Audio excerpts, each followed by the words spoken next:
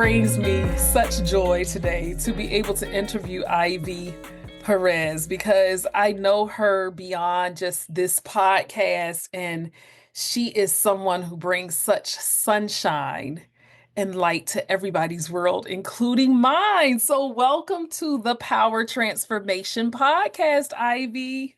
Well, thank you, Miss Alethea. It's so great to be here. I'm so excited. And you know what I get most excited about? Because I don't know what's going to come out of this mouth. So let's find out. You certainly have a story of transformation, a story of resiliency, and so much more that you're going to share your insights and your wisdom with our audience. But before we dive into that, let's just have a little fun. So let's start with some fun. And Ivy, tell us something that perhaps most people, now, of course, people who are intimately close with you would know, but what is something that most people don't know about you that might actually totally surprise us? What's a fun fact about you, Ivy? The first thing that came to mind is I don't know what the name of it is called because we all, like, I shouldn't say we all, a lot of us have like a fear of something. There could be a fear Mhm. of snakes, a fear of heights, a fear of closed spaces. And sometimes I have this fear of going out in public. Don't Really? know. Yep. Don't know where that's come from. It used to happen a bit more when I was younger Mhm. and not so much now, but every so often I get this kind of feeling and I'm like, nope, I'm not going out today. Nope, I'm gonna stay inside. It's just kind of weird. But I remember the first time it happened, I was in high school Mhm. and I forget what I needed to do. I lived because we lived in Brooklyn at the time. So a lot of the apartments were above stores. So we lived above an insurance agency. So we were a few stores up. So I had to Mhm. do something. Maybe I had to do laundry because of course laundromat was outside. And I think that was the case and I couldn't. Like I looked out the window, I go, I can't. Like I felt this, I can't go out. I can't. I paced for 6 hours and I'm looking outside and I'm like, I can't do it. I can't do it.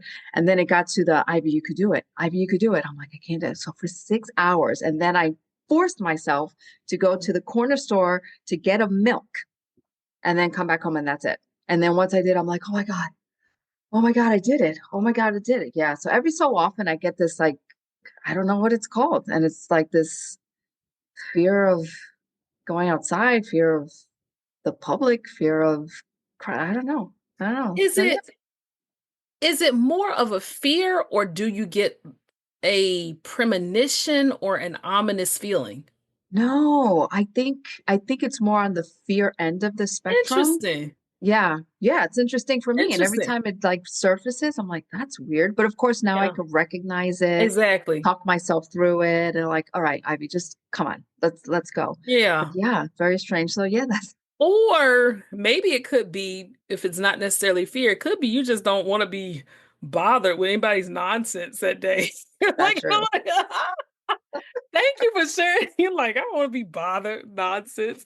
But no, the reason that I'm so impressed by that in a shocking way is because of how social you are, and because, and we'll talk about this later, but with the type of business you have to go out into the public and to know that that's something that you've had a challenge with, but at least you recognize it. That's really interesting. And this leads me to the next question.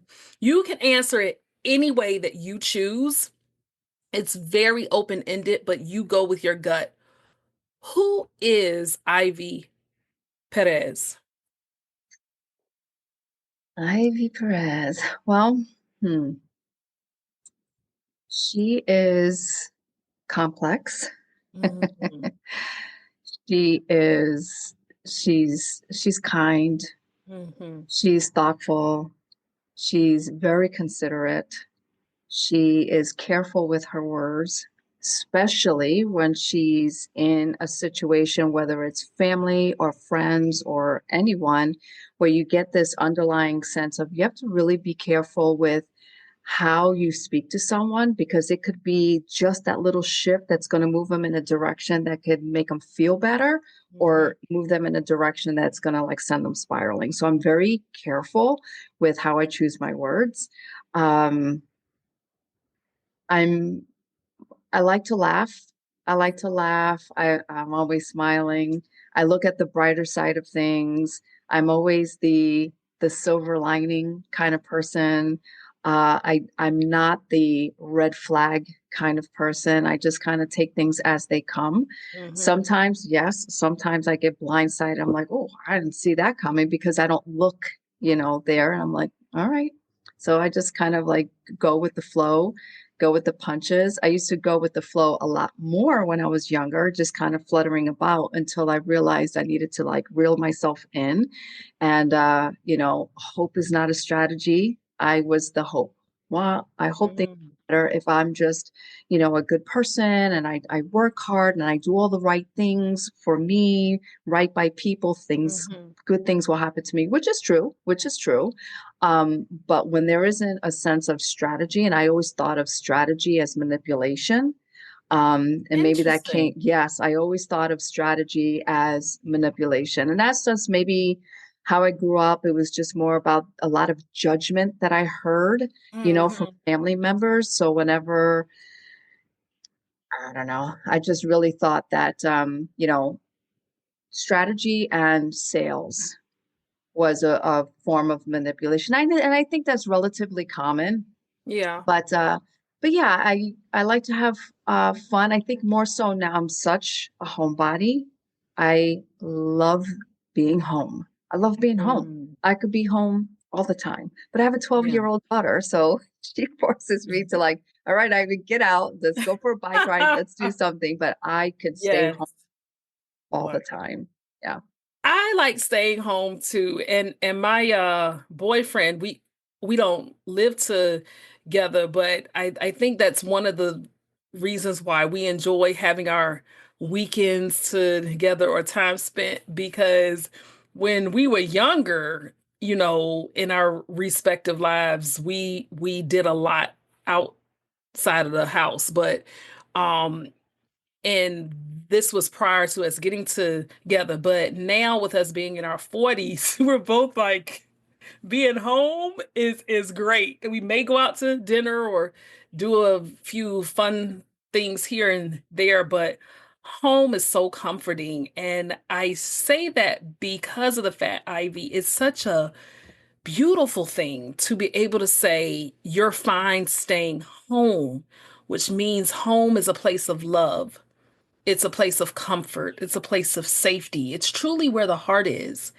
And that leads me to wondering, Ivy, if we could go back to Mm. just a bit of your beginnings um of when home was that place of refuge. And so tell us about where you're from, a little bit about your family upbringing, but how your upbringing, Ivy, shaped you or helped to shape you become the woman that you are today.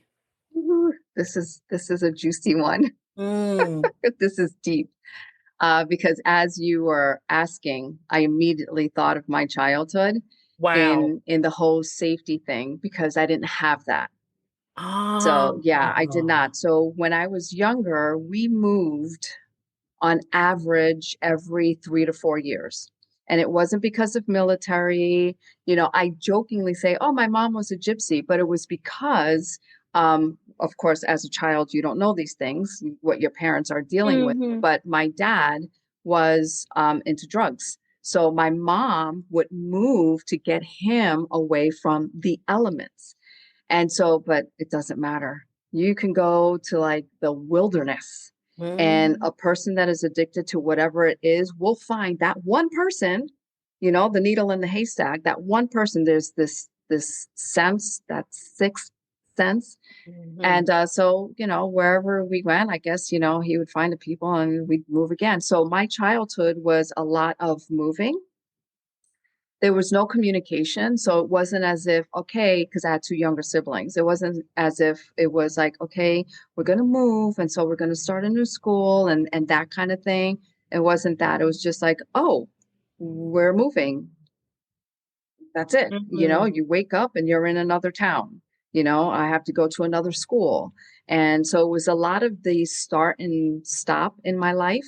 So there was, speaking of school, I started, going to a new school. So now I clam up. I'm quiet. I'm just trying to like blend in quietly. It took me time, probably a few years. And then Mhm. I start to open up and have some friends. And then there we go. We move again. So clam up again. So it was this open up, close, open, close, oh, close my whole life. So that just became something that I took with me, even as an adult.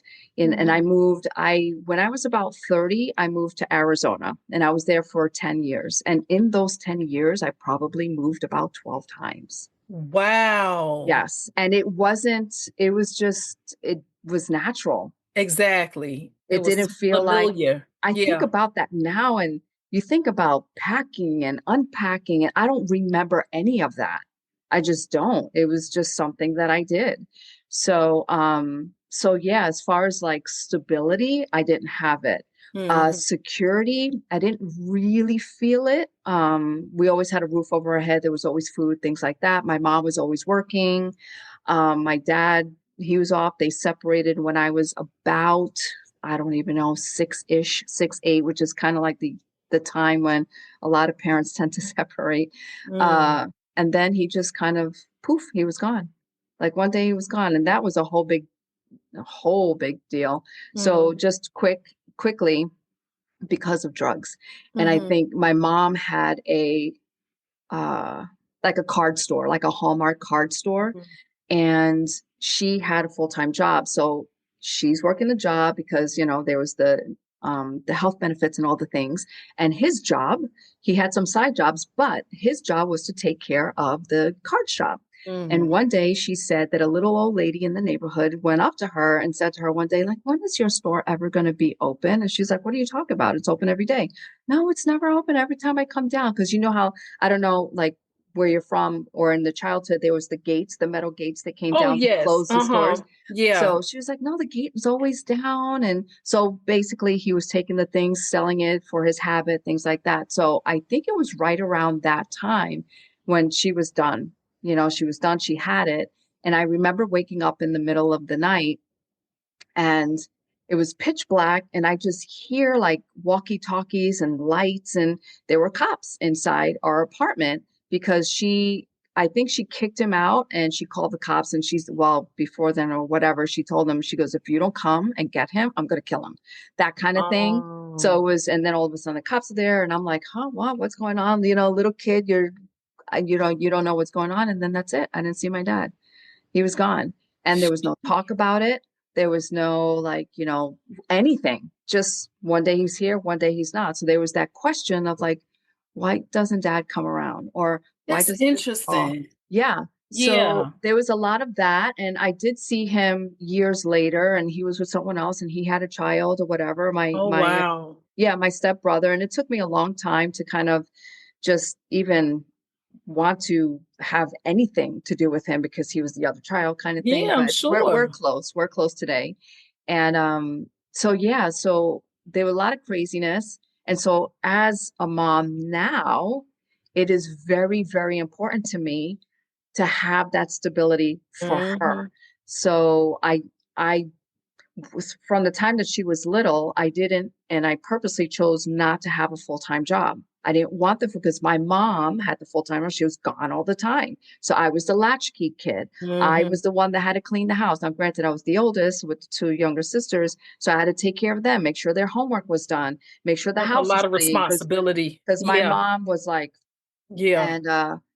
and I just was like, I never consciously thought like, oh, I never want to have kids and da da da da. But there was a part of me that was like, I lost my childhood. I don't want to have that as an adult. And of course, I went through cancer and then I had my child and it's just And yeah. Ivy, just real quick, in thinking about what you said earlier about sometimes not wanting to leave the house or go anywhere. I'm definitely not a therapist, but as a life coach and just hearing that, it's understandable how there may be some subconscious trauma there that all influence that. And That's so very that's possible, and incredible.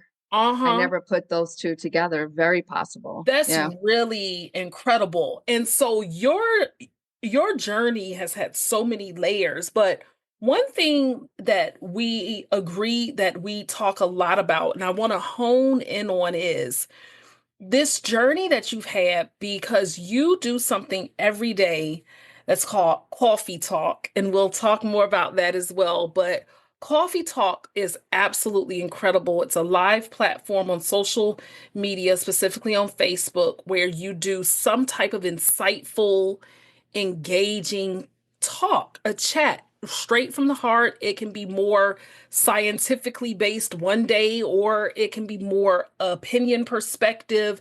It differs, but I love Coffee Talk, and we'll talk more about exactly what that is in a minute. But you recently, Ivy, did some of your Coffee Talk series on alcohol awareness and things of that nature. And a big core of your journey has been based on you being very open and transparent about living with alcoholism, and we knowing that it's more than just a person that just can't control drinking. It's deeper than that. It's a disease.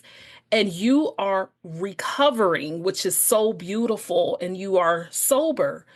But take us back a bit and we'll lead up to Coffee Talk, all of that. But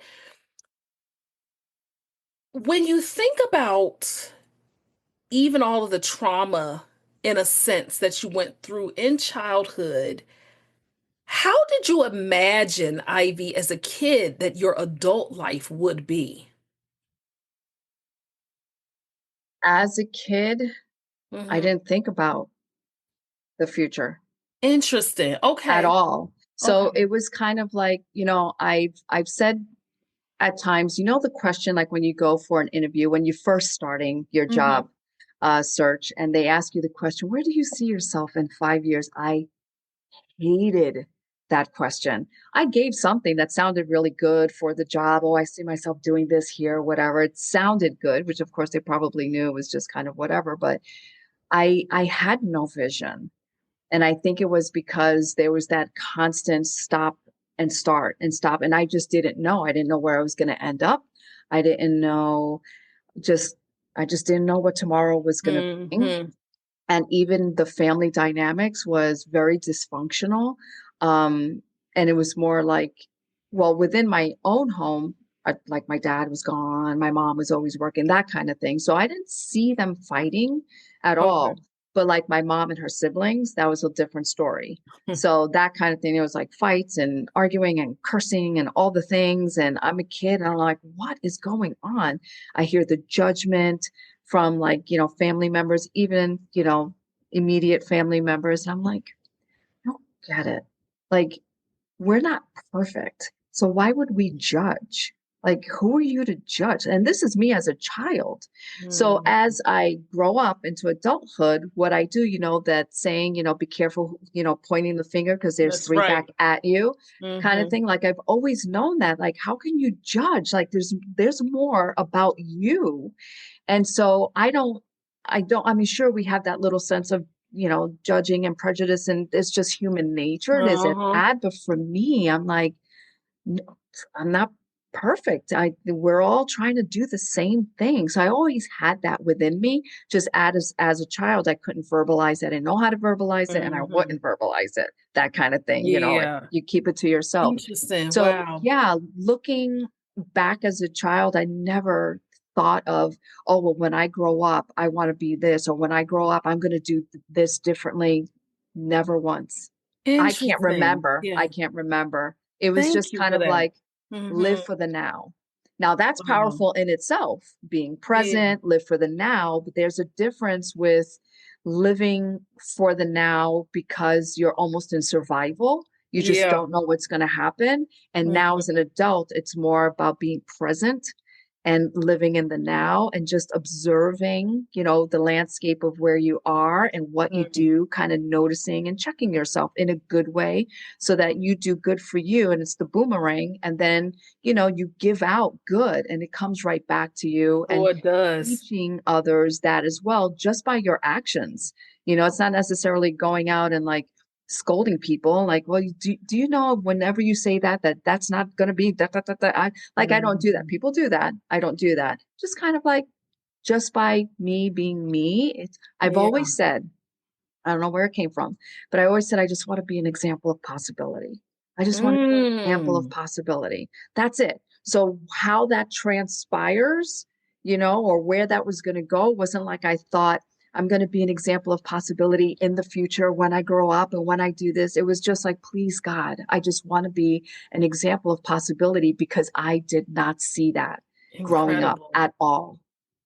Wow. And that is so powerful, being an example of possibility, because that's who you have become. Even though you were affirming it then, you didn't realize the power that it would have. And I asked you about those childhood dreams and visions, if you had any, because I think it becomes really important to your lessons in Coffee Talk that you may not even be aware of it, but you do open up the idea for people to think and be more, to be open to those possibilities and the dreams of their life. And like I said, you're very open about your journey. And there came a point, Ivy, even prior to these coffee talks and you having your own business, that alcohol became more than just a drink. So take us there and describe how that drinking of the alcohol began to shape or control your life. Oh, I love these questions. They're Mm, so deep. mm, So, alcohol. The first time that I drank, I hmm. didn't know it was alcohol. I think I was like 10 years old. Really? Okay. Yes. So it was a New Year's Eve party. My mom went to a friend's house and it was kind of like the adults are downstairs, the kids are upstairs kind of thing. It's like, go upstairs, go hang out with the kids. Now I was shy. So I remember going up and there was like three girls there and they're friends. So they're talking. And I just sat there all quiet. I just kind of like looking around. And then they offered me a drink and it was these big bottles. They had three of them. They were 2 liter, which of course I know now or later Calvin coolers. Do you remember those? Yeah, I know what you're talking about. Yeah. It was like fruit punch. So they were Yeah. like, do you want some? And I'm like, okay. So they were the red Solo cups and they filled it to the top. I'm like, oh, this is good. This is Good tasty. pun. Yeah. Oh, I yummy. like this. And so I had one, and then I had two, and then I had three, and then I was sick as a dog. And then I was sick, sick, sick as a dog. So that was the first time that I had consumed alcohol. And I didn't for years after that. The next time was right around seventh grade. Now, in that time, so 10th grade, I think about my daughter, she's 12 and she's in sixth grade. So 10th grade, fourth grade, like I was little, like when we Mhm. really think about it, like I was tiny. And so here it is. I had alcohol at 10. I got drunk. I got sick. And then the next time it happened, I think I was in sixth or seventh grade and Wow. I So got a couple of years drunk. later. Yeah. But the difference was I liked it. I was like, I felt this sense of, and a lot of people who like whether it's alcohol or anything else, there's this Hmm. sense of escaping. There's this sense of numbing and feeling nothing, and at the same time, feeling free. And it's such a wonderful feeling, especially if you come from trauma, if you come from chaos and dysfunction. There's this sense of, oh my God, I don't have to think about anything. I don't have to worry about Um, anything. I'm just like light. So that was right around seventh grade. And then nothing until college. And then in college, it was just more of, oh, this is what everybody does. They drink to excess and you black out and you fall on your face and you laugh about it. And the next day, everybody's joking about it and you go about it. And then the next day, you do it again. And every weekend is. So, what happened for me was I started to enjoy it. mm, It became the norm. in college, but I thought that that was the norm. So after college, I continued drinking to excess, blacking out, and all the things because I thought it was normal. So I had in my 20s, I had two long-term relationships and I don't know, just drinking a lot. The second relationship in the latter part of my 20s, he was a little more, it was just interesting, when we date, the dynamics in it. The first Mhm. one, he was cool about it and everything was fine. It was fun, but I think I felt safer with him. In the second relationship, it was a little, now thinking back, I think he was, and probably still is, but I think he was a narcissistic man. But I didn't know Okay. that. I just thought like, God, he's so mean. Like I don't deserve that. And he would put me down and he would say things to me to a point where now I started to say that about myself.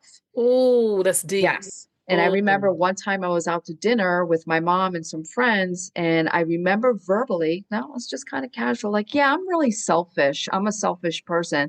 My mom shot me a look and she was like, it was like 15 people. She's like, don't you ever say that about yourself. And I was like, oh, like it almost like woke me up. I'm like, oh, mm, because he would say that to me all the time. You're so selfish. You're so selfish. And I'm like, why would you say that? Like I'm not doing anything kind of thing. So yeah. obviously that didn't go anywhere. But with him, the drinking was a little different. It was more to escape. First one, drinking, having fun. I felt safe. This one, drinking. I didn't care what you said. I didn't care if Oh, you yelled at me, kind of thing. And then now I move into my 30s, and that's when just a lot of the stuff, there was abuse for me as a child. I don't even, honestly, I think anybody who has gone through any kind of trauma, the timeline is always fuzzy. I think it occurred for a few years. It could have been half a year. I don't even know, but I think it was a few years. There was abuse there. So I know, but I didn't at the time that the drinking, like I was numbing a pain that I didn't realize I had towards hmm. men. And so I used it as a tool to get back at guys, whether I was dating them. Typically, if I was dating them, it was almost as if I will hurt you before you hurt me. But the whole thing is you were the one hurting yourself with it, but you couldn't see Absolutely. yourself doing it. Absolutely. Absolutely. I was hurting Jeez. myself, but I didn't know that. So like Exactly. I was using it and then, the drinking just got, worse and worse. And I had fun with it. I enjoyed it. I enjoyed drinking and socializing and all the things, but it got to a point where I I had a DUI and Mm, okay, I went to Catholic school hmm. from kindergarten to high school. I was the good kid, never got in trouble, Hmm. respected my elders. I still respect my That's elders. right. You don't speak ill or talk back to elders, police officer, whatever. You just respect. Whether you agree or not, you respect. So I was a good kid. And so here it is. Now I'm in my 30s. The drinking's gotten out of control. I have like a little fender bender. Thankfully, no one was hurt, but I was arrested and I was charged with DUI. Mm. And I lost my license for 2 years. Oh, Lord. I For know two that was a years. challenge. So it was huge, How huge. old were you then? I In think your I was 20s? probably, no, I Oh. was I want to say about 35, 30. I was in Oh, my and you mid 30s. need your license. You need to drive. Yeah. Yes. And the job that I had at the time, I had to drive people around. So it was a very challenging time, very challenging time. But I had friends around me that rallied and just helped me. And That's a I had a blessing. girlfriend, she grabbed me by the shoulders because I was just a mess. And she was like, we will help you. That's Whatever right. you need, we will help you. And I didn't know how to ask for help. I didn't know how to receive help. They helped me, which I was grateful, but I didn't ask for it, and I think at the time people saw that I was, it's interesting, just like a lost kid. And I was in my Mhm. 30s. I was just all over the place. And so when that happened, that was very defining, but it still wasn't the thing that Mhm. stopped me. I stopped for a year. I stopped for a year, and that's when I started to do personal development and just try. I'm just how. Who am I? And also, audience, for clarity, and just to give timeline, and it's neither here nor there, but I want to make this clear. She had not yet had her daughter. So this was a different time in Ivy's life because her daughter really changed a lot of her life. I mean, she just really did. But this particular situation of when she was hitting those rock bottom phases were prior to that. And a question out of curiosity that I have for you is we all know someone, and if we don't, we might just have a smaller circle, but a lot of us know someone who's an alcoholic, who battles with alcoholism. Were you what you would consider, putting aside the DUI, but would you have considered yourself as what they call a functional alcoholic?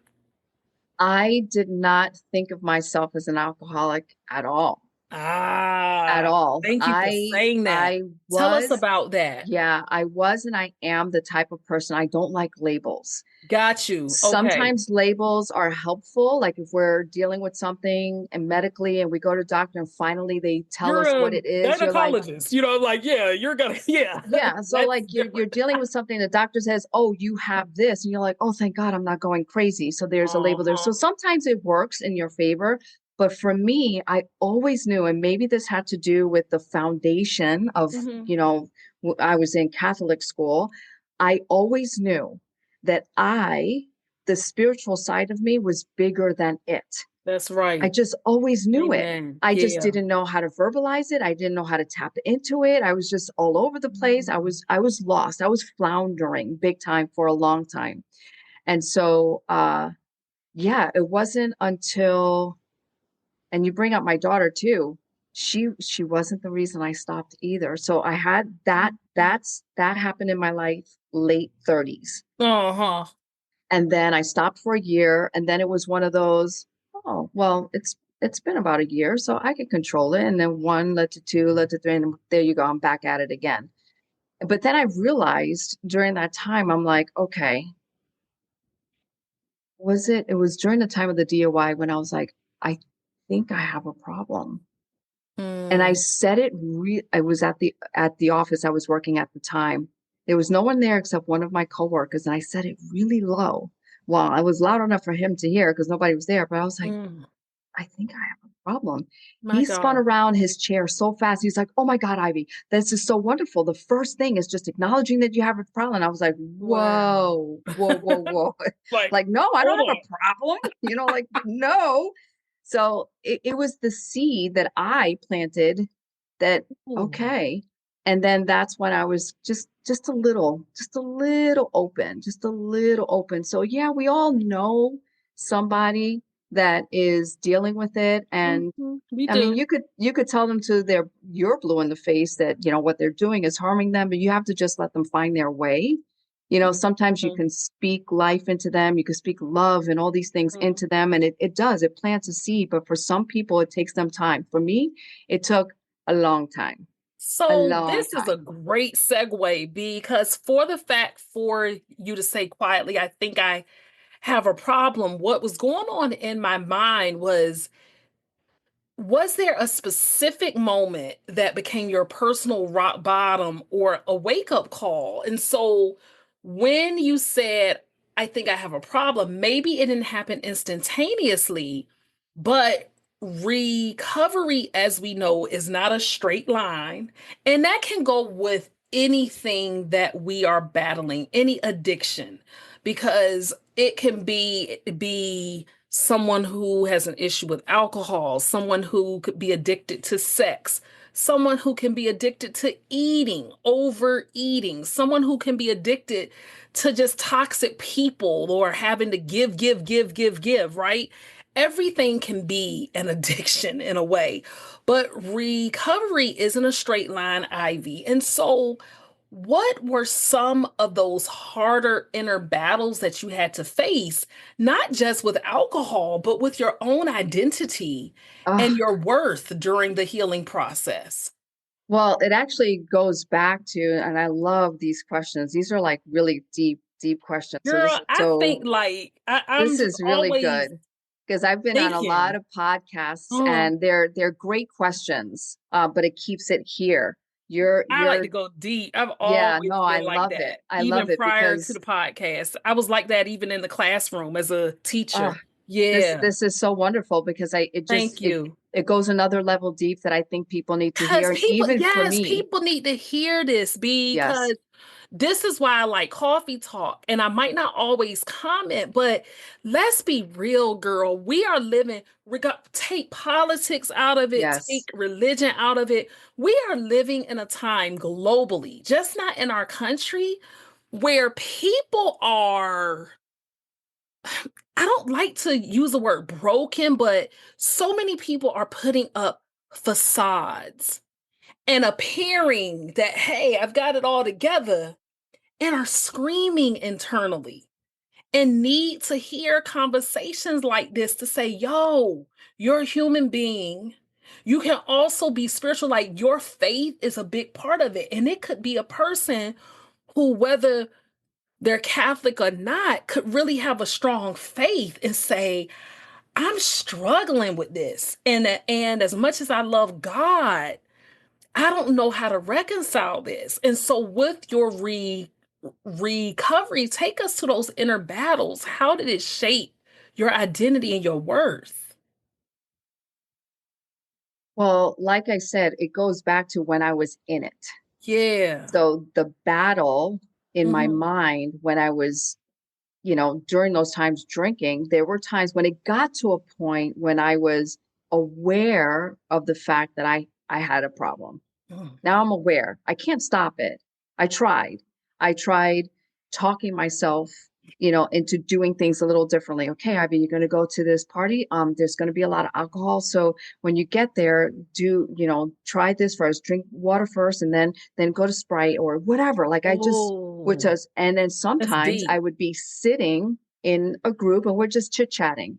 Now, of course, I'm smiling but in my head, I'm looking and I'm going, oh my God.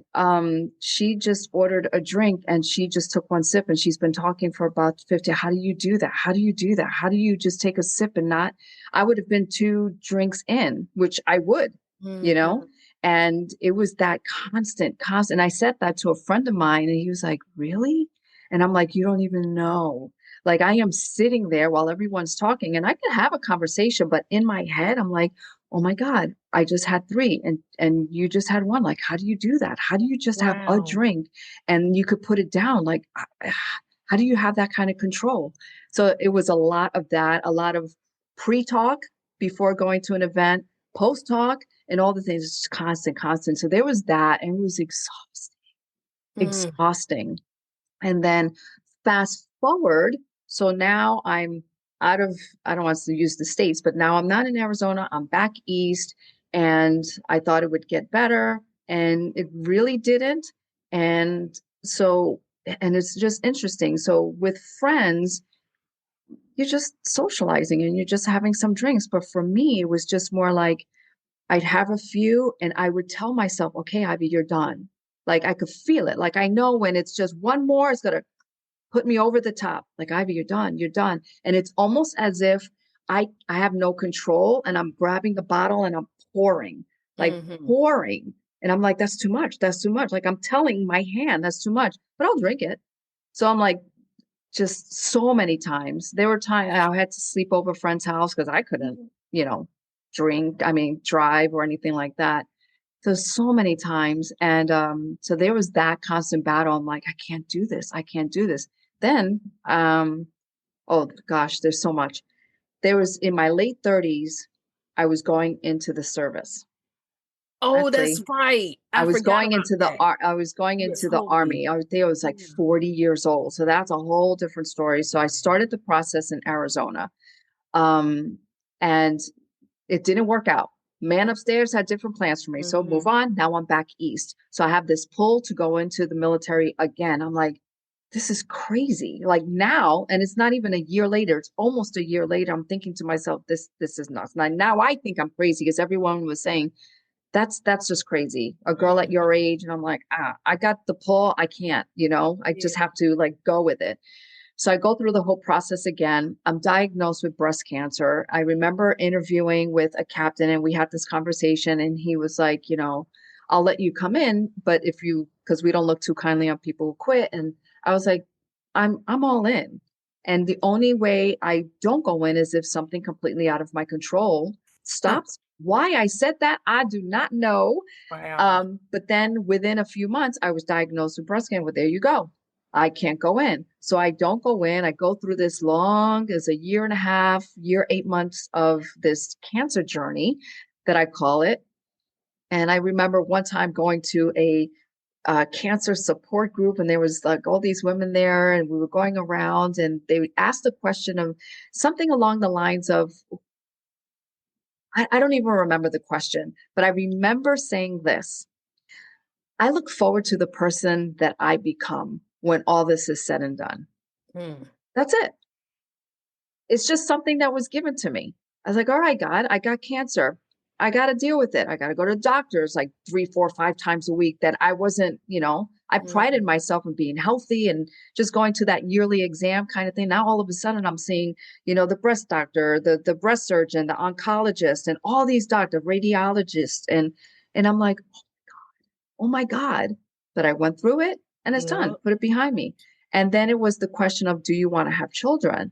And I'm like, no. But then I mm, thought of it and I was like, well, I don't want to grow old and not have a family. I didn't even think I wanted to have a family. When I was younger and taking care of my 2 young siblings, I'm like, no, I do not want kids. I don't want to, no, no, no. So here I was, as I was the fork in the road, you know, it's either yes or no. And so, and it wasn't even planned. It just happened to happen. And so I got pregnant. I was like, all right, this is my journey now. I didn't think I was gonna, have a child. But what's interesting about that, about hmm, I want to say within the decade prior, mhm, maybe 5 years prior to when she was born, when I was doing the soul searching and diving into person, like, who am I? And I did a vision board. Never heard of a vision board. I did a mhm. vision board. And I remember cutting out pictures. And I swear it was an out of body thing because I don't remember physically cutting this photo, but I cut a photo of a little girl and I Oh put it my on gosh. my vision board. And I wish I still had it because it was a little girl and she was looking down and there was this light that shone on her. She had dark, brown hair. It was the cutest little photo. And I remember putting it up and going, huh, well, that's interesting. And then didn't think about it. There is a photo and I don't have it. But there was a photo that I took of my daughter when she was like maybe 1. She was sitting on the floor by the front door with her head looking down Oh my and the light gosh. shining down. And I remember looking at this photo and I'm like, oh my, I got the chills. Oh Yeah, I did my too. God. Yeah. I just got chills when you told Uh-huh. me that. I Yeah. believe that. I believe you. Even though you don't have the like quote unquote proof of it, I believe you 10,000% because that's real. Yeah. That is absolutely wow, girl. Yeah, I This mean, is, our oh mind my thinks in gosh. images. I didn't know that at the time. Knowing that now, it's very powerful to put pictures up and just Yeah, look at it, especially if you consciously want something. that's Like at the right. time, I was like, well, that's interesting. I don't remember cutting it out. And when I put it up, I went, huh, you know, but Oh, now I'll cut out pictures on purpose. I want this. that's I want right. that for my life kind of thing. So yeah, Yeah, that's incredible, B, because I do what's called a vision book. So I have a book. I know that people who are I listening love that. aren't going to be able to see it, but I literally have a vision book. And what's amazing is I don't necessarily do these every year, but it's wild. And I have to talk to you offline one day about how much and a map here, a word map of how much has come to pass Mm. just off of this since doing it. It's absolutely unreal. But I could talk to you for hours, Ivy, but I know that our time is coming to a close, but I wanted to at least touch on this part is while it's still so layered and you all can read about more of her journey and hear her talks and things of that nature, but you turned your life into a platform for purpose, Cawfee Talk. And yes, you all, I'm emphasizing coffee because with my mother being from Jersey and things like that and family up in New York, I understand Ivy's play on words in terms of coffee, Yes. CAWFEE talk. You have turned your life into a platform for purpose. Cawfee Talk, multiple best-selling books, and a business. And so, tell us though briefly about Cawfee Talk specifically. Where did you come up with that idea? What's its purpose, and how can people tune into that? Okay, so coffee talk. So it's coffee talk time, kind Oh, of, but okay. I'm yeah. sorry. No, no, Coffee no. Talk time. Okay. Because there is coffee talks out there. I didn't look into it. I just did it. And then I Oh, think okay. like 6 months later, I thought, is anyone doing this? And I look it up. There's I a didn't lot of know people that. doing it. Oh, okay. There's a Okay. lot of people doing it. And it's spelled the same way, Oh, CAWFEE. Yes. okay. Yeah. So I'm like, I didn't know. So I did coffee talk time. Now I had done being in this online space lives before, and lives are not easy. Going Mhm. live is not easy. Pressing that button initially is like that light goes on. You're like, Yeah. oh my God, everybody's watching me. Meanwhile, nobody's watching you. Maybe you know what I mean. Like maybe a few people. I I understand get that it. now. At the time, you get this, and And then they it's the I got to make sure watch you my on the back end often. Yeah. yes, Mm. and make sure the hair is right and the makeup and this and that. And I just got to a point, whatever. But so I started, stopped along the way. And it was about 8 months ago. It was in a community breakout room. And one of the gals in there was saying how in her community, she was doing a 21-day life challenge. And I was like, I've done those before. I said, I should do it again. I'm going to do it. Kind of like my own thing, but I'll kind of keep you posted so you could hold me accountable. I did it for 3 days, I fell off. I did it for 4 days, I fell off. And I'm like, okay, what can I do to stay consistent? Because what I was doing was thinking about, well, let me just go about my day and see if something strikes me. Maybe I hear Oh, something and then I'll go live. And then, of course, the day happens and then my daughter comes home and then there's dinner. And then I'm like, forget it. I'm not going live. I'm like, I got to do it first thing in the morning. I got to do it first thing in the morning. If I don't get it done, it's not going to get done. So I started doing it and I started to, build that habit of consistency. I'm like, okay, well, I always have my coffee, with me. So I thought, coffee talk. And then I thought of my cousin, a cousin of mine when I lived in Arizona. So I was north in like Phoenix, Scottsdale, and she was in Tucson. So it was about an hour and a mhm. half away, but we were the only family members. So she, we grew stronger and she would call me and she'd be like, Ivy, you need to come a bit. We need to have coffee talk. We need to have coffee. She would always say that and I would hear coffee and I'm like, oh, like, oh. Uh-huh. But then I thought about it and I was like, you know what? It was almost like an ode to her. And because I think of her with coffee, and I just called it Coffee Talk Time. And for me, I think of Russell Brunson where he said, just do it for a year and find your voice. I tried that before, it didn't work.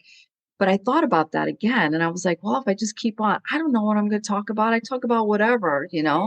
And I look at things, I'm like, oh, that's a good topic, whatever lands on my heart. Sometimes I pray about it. I'm like, can you please give me something? I don't know what to talk about.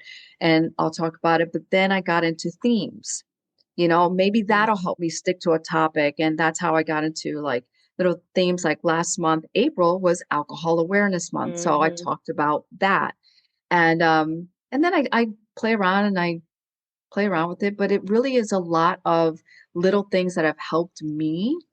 And and I hope that it helps other people. This Yeah. morning, perfect example. I was talking about just finding the strength. There's tools Mhm. if we recognize them within ourselves. That if we just tap into it, it's that strength that helps us forge forward, even in Mhm. storm. Because we Yeah. can feel broken, like I did many years ago, and we have those times in our lives where we just feel like we're overwhelmed and drowning. Sometimes it's just a little period. And some people have that underlying every day they're drowning kind of thing. But Mm, I talked about, because what had helped me is just to say thank you. It mm, sounds weird.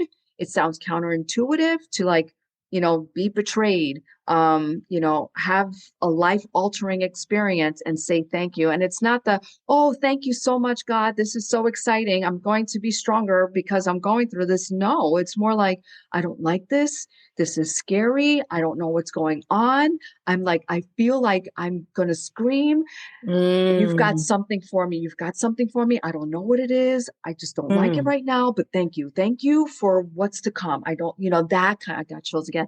That kind of thing, we have it within us and it Yeah. takes time to tap into it. But once we do, it kind of puts us in a higher frequency of abundance Mm, because now we start to yeah. feel we can do this. We can get through Yeah. this. So I share a lot of things like that. Wow. Thank you for that, Ivy. And how can people follow that? How can people get your books? We didn't even touch on I the know. fact you've been in so many anthologies, you do speaking. And your business, that could be a show in and of itself. You have your own cleaning company, housekeeping business. I'm so sorry that we didn't even touch on that aspect, but how can people learn more about your journey in terms of following you, in terms of saying, hey, I want to learn more about her? How can I get her books? How can people connect with you? Yes, thank you. So basically, I'm mostly on Facebook. I'm slowly transitioning to YouTube, but I'm really just right here on Facebook. You can reach Mhm. me in Messenger. I live in Messenger. It's the easiest way to contact me. I do have a book coming out. It's an anthology called Taking Off the Shades. And it really is, I think, my best work as far as sharing Mhm. my story. And it's about that proverbial moment where you take off the shades to see clarity in your life because we all have a moment. Sometimes we have many, many moments. And I share my story of sobriety and that moment when I said, I'm done. Wow, I love Yeah. that. Now, as we start to come to a close, and I also have your Facebook link in the show notes and all of that, I do have one closing question that I'll clump into. No, I have two questions that I'll clump into one question for time's sake. And it's really piqued my curiosity about this. It's twofold. What would you say, Ivy, to someone right now who is either struggling with addiction of alcohol specifically or don't believe they can change their life? And then on the flip side, on the opposite side, for those of us who may not be in recovery, what's something that we often misunderstand about addiction or sobriety? And how can we be better allies to those who are on that path? Ooh, okay. How much time do we have? Okay. So, So let's first talk directly to the person going through the recovery process or even addiction. What can you say to them, especially if they're really struggling right now? yeah, I would say to them, especially in this world now with social media, if there's someone that you come across that has gone through it, it's best to reach out to someone who has gone through it because it's a different speak Hmm. and they can kind of tap into the things that they've gone through that you can talk about, and then they can kind of help you with what has worked for them. So it's either reaching out to someone that you're following, someone you respect. Maybe it's someone that you know in your community.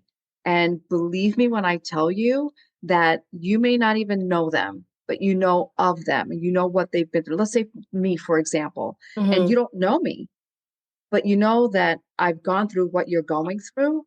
Reach out because that person, like myself, it's almost as if, oh my God, absolutely, I want to help you. I've been there. I know what you're going through, and they will Mm. help you in any little way. And it still might take you time before you let it go, or it takes you to Hmm.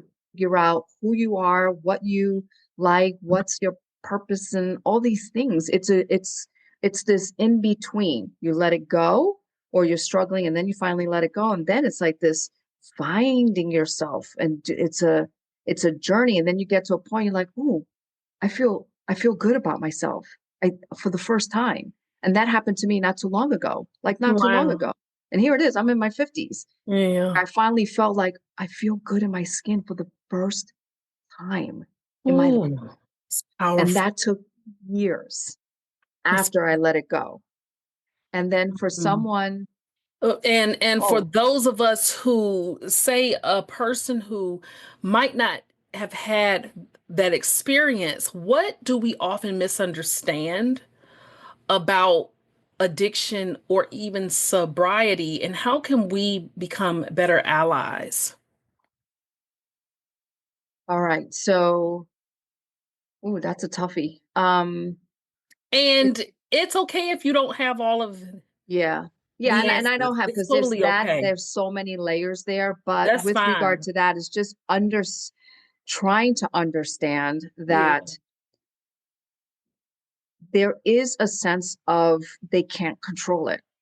Some Mhm. people think like, oh, you know what you're doing. Or like I've talked about the blacking out, and someone will say, well, it's no excuse. You know what you've done. And some people say, like, no, I don't remember what I did. I don't remember that happening. That's a thing. That's a thing. Not everybody, but that is a thing. And I've said it where I can have full blown conversation. I could drive myself home and wake up and not have any idea of any of it. Mm. And that could have been hours, a stretch of hours. So understanding that it is something that it's very difficult, and it's a struggle, and it's a battle. And it's just to be compassionate and have just like a little understanding, Right. and just, I don't know, just kind of just be kind. Just, I Mm. think kindness goes a long way. Mhm. And yeah, it just goes along, just letting someone know, like, hey, if you ever want to talk, I'm here for you. You don't have to mention the alcohol or anything. It's like, dude, let's go for a coffee. And maybe it's just little by, because there's a sense of there's that wall, the armor, like I'm not going to share anything, I can keep everything close to my heart. But if you can get to a point where someone is, they get to a point where they get just a tad bit comfortable, they start to Mm. open up a little bit, and that, who knows where that can lead if they're open Wonderful. to doing that. So I think kindness and compassion, it really goes a long, long way, and understanding that Yeah. it's it's a battle, and there's Wow. different levels to that battle, but it's a battle. Thank you for tuning in to this episode of the Power Transformation Podcast. If you enjoyed this episode, be sure to follow or subscribe, leave a 5-star rating, and write a review. It helps us inspire even more listeners. And don't keep it to yourself. Share it with someone who could use a little power in their transformation. Until next time, keep bouncing back, keep rising, and be good to yourself and to others.